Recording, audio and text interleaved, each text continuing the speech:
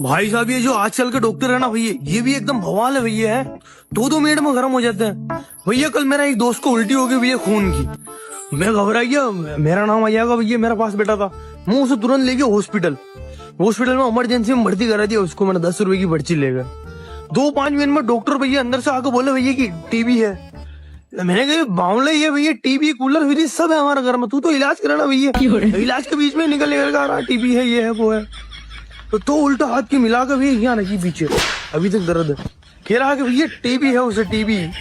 वो टीबी कोई बीमारी होती है जिसमें कोई चैनल वैनल न चलता, बस टीबी। तो मेरा तो समझ में नहीं। मैंने कहा ठीक है भैया टीबी है तो निकालो बाहर उसे, टीबी है तो फिर घर ही देखेंगे उसे लेकर। 2-3 लाते और बाहर निकाल दिया हॉस्पिटल से। मैंने कही भैया मर जाएगा तो मर जाएगा, खून की उल्टी भैया, वो तो डॉक्टर तो केवल टीबी कर रहा है। मैंने भी कही थी भैया 32 इंच की है।